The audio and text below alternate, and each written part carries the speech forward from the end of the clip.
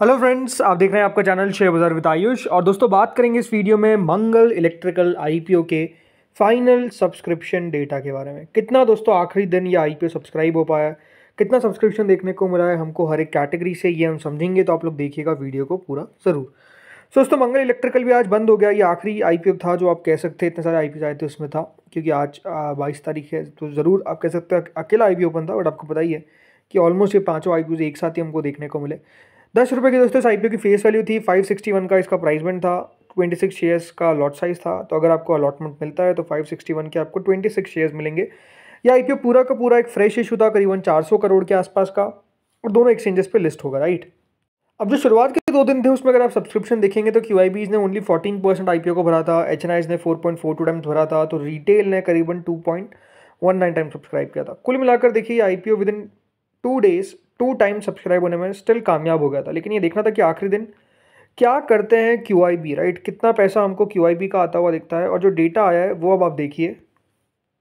तो आखिरी दिन दोस्तों जो क्यूआईबीज है उनकी तरफ से आप कह सकते हैं रिस्पॉन्स बहुत ज़्यादा डल रहता हुआ देखने को मिला, यानी वीक सब्सक्रिप्शन। कुल मिलाकर 11 गुना दोस्तों ये आईपीओ सब्सक्राइब हो पाया। 14 लाख शेयर्स के सामने ओनली 1.5 करोड़ शेयर्स के लिए अप्लाई किया गया, मतलब 887 crore rupees, less than 1000 crore rupees अगर आप देखेंगे इस आईपीओ में हमको आते हुए दिखे फ्रॉम द क्यूआईबी कैटेगरी। तो यहाँ पर क्यूआईबीज कह सकते हैं कुछ भी इंटरेस्टेड नहीं दिखे। अब ये बात ध्यान रखिएगा, जो 1.5 करोड़ शेयर्स अप्लाई किए गए हैं उसमें से एफआईएस ने करे हैं 52 लाख शेयर्स अप्लाई, डीआईएस ने करे हैं 28,54,000 शेयर्स अप्लाई, म्यूचुअल फंड्स ने अप्लाई किए हैं फॉर 5,356 शेयर्स, तो अदर्स कैटेगरी ने सबसे ज़्यादा 76 लाख शेयर्स के लिए अप्लाई किया। यानी ओवरऑल आप कह सकते हैं क्यूआईबीज में भी अगर आप देखते हैं तो ज़्यादातर जो पैसा हमको आता हुआ देखने को मिला है वो अदर्स का है, फिर एफआईआई का है, फिर डीआईआई का है, और फिर हमारे म्यूचुअल फंड्स का है। तो आप डीआईएस को इस बार दोस्तों थर्ड पे देखते हैं, जो हमेशा सबसे आगे रहते हैं।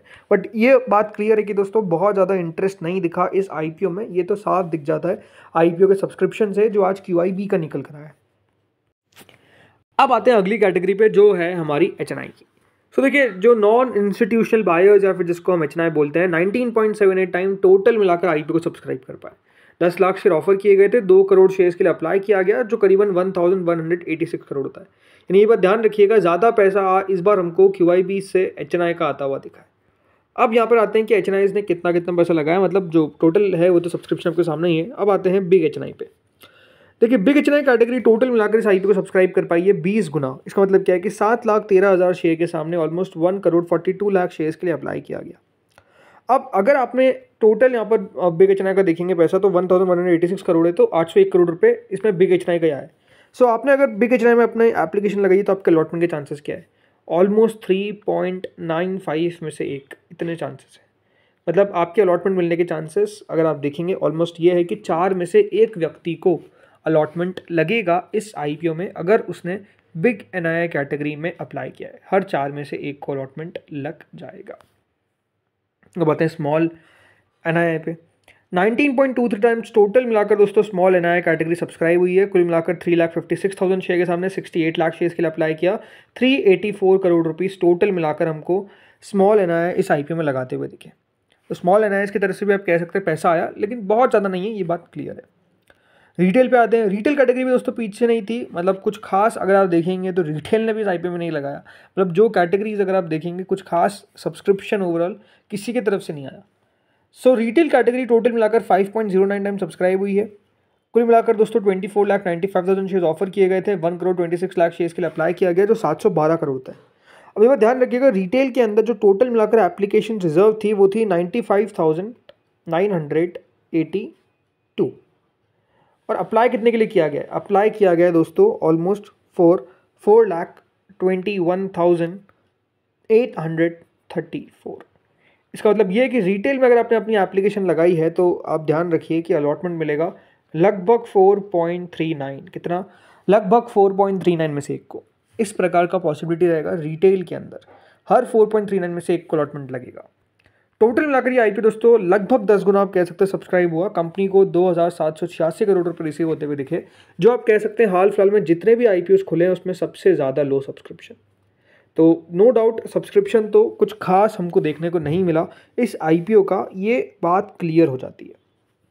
आप कह सकते हैं कि इतने सारे आईपीओ खुले थे तो पब्लिक ने जो सबसे अच्छा आईपीओ था वहाँ पे ज़्यादा पैसा लगा, ये बात भी क्लियर है, राइट। तो ये आईपीओ आप कह सकते हैं उतना कुछ खास दिलचस्प नहीं लगा, या फिर आप कह सकते हैं इंटरेस्ट नहीं बटोर पाया किसी भी कैटेगरी का, भले वो क्यूआईबी हो, भले वो एचएनआई हो या फिर रिटेल हो। टोटल सब्सक्रिप्शन आप समझिए कि जब क्यूआईबी कैटेगरी 1000 करोड़ से कम लगा रही है किसी आईपीओ में, इसका मतलब ये है कि क्यूआईबीज भी ज़्यादा इंटरेस्ट नहीं शो कर रहे हैं। तो ये देखना बहुत ही दिलचस्प होगा कि इस आईपीओ की लिस्टिंग किस प्रकार की होती है। क्या लिस्टिंग फिर चौंकाएगा? क्योंकि आपको पता होगा एक आईपीओ हाल ही में लिस्ट हुआ था जिसका नाम था ऑल टाइम प्लास्टिक्स। उधर भी बहुत लो सब्सक्रिप्शन था, उधर भी क्यूआईबी का कुछ खास पैसा नहीं आया, बट वो आईपीओ 14% ऊपर खुल गया लगभग।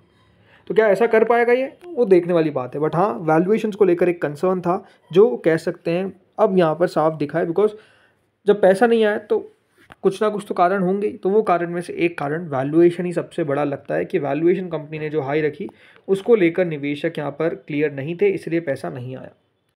बाकी दोस्तों इस आईपीओ का अलॉटमेंट आएगा मंडे को ऑन 25 अगस्त और लिस्टिंग होती हुई दिखेगी इस आईपीओ की ऑन 28 अगस्त। तो मंडे को इस आईपीओ का अलॉटमेंट है और लिस्टिंग होगी, याद रखिएगा, वेडनेसडे को। आप सोच रहे हैं ऐसा क्यों है, 27 को क्यों नहीं? बिकॉज 27 को दोस्तों गणेश चतुर्थी है, इसलिए याद रखिएगा बाजार भी बंद रहेंगे। तो 27 को लिस्टिंग ना होकर 28 को देखने को मिलेगी, बिकॉज बाजार बंद है 27 तारीख को। बाकी इस आईपीओ का अलॉटमेंट अगर आपको चेक करना है तो एक बात ध्यान रखिए, बिग शेयर सर्विसेज पे इस आईपीओ का अलॉटमेंट हमको आता हुआ दिखेगा। बाकी जीएमपी की अगर बात करें तो देखिए जीएमपी में भी गिरावट है। जी हाँ, जीएमपी याद रखिए कल से बिल्कुल आधी हो चुकी है। 34 से करेंटली 15 रुपीज़ पे ट्रेड कर रही है, विच इज़ ओनली 2.67%। तो ग्रे मार्केट में भी आप कह सकते हैं एक्टिविटी उतनी कुछ खास नहीं है। ग्रे मार्केट में भी आप कह सकते हैं यहाँ पर अभी दिक्कत ही दिख रही है। अब तो वही बात है कि देखिए लिस्टिंग किस प्रकार की होगी, अब उस पर सारी नज़रें हैं। लिस्टिंग क्या अच्छा कर पाएगा नहीं कर पाएगा, ये देखने वाली बात है। कंपनी ठीक है, मतलब अगर आप मुझसे पूछते हैं कंपनी लॉन्ग टर्म को लेकर तो मुझे कोई खास दिक्कत नहीं लगती है। बट शॉर्ट टर्म में वही बात है कि देखिए शॉर्ट टर्म में कुछ भी होता हुआ दिख सकता है लिस्टिंग पर। हो सकता है कि लिस्टिंग आपको इसकी डिस्काउंट पर भी होती हुई दिख जाए, या तो हो सकता है कि पार पर भी लिस्ट हो जाए या प्रीमियम पे भी। सो कहना मुश्किल है। देखिए लिस्टिंग अगर आप हाल फिलहाल में देखेंगे तो मेन बोर्ड आईपीओ की किसी की काफ़ी अच्छी हो रही है, तो कुछ थोड़े से निराश भी कर रहे हैं। बट लेट्स सी होता क्या है आगे। इस वीडियो में इतना ही था। आप लोग बताइए कमेंट सेक्शन में कि आपने क्या किया इस आईपीओ के अंदर, क्या आपने इस आईपीओ में किया है अप्लाई या फिर किया है आपने इस आईपीओ में अवॉइड। बताइएगा आप लोग जो भी आपने किया है कमेंट सेक्शन में। इस वीडियो में इतना ही था। अगर आपको वीडियो अच्छा लगा हो तो लाइक करिएगा, चैनल से पहली बार जुड़े हो सब्सक्राइब करिएगा, एंड डेफिनेटली वीडियो को आप लोग शेयर भी करिएगा अपने फ्रेंड्स एंड फैमिलीज़ के साथ जिसने इस आईपीओ में लगाया है या फिर नहीं भी लगाया है तो उनसे पता करिए, राइट।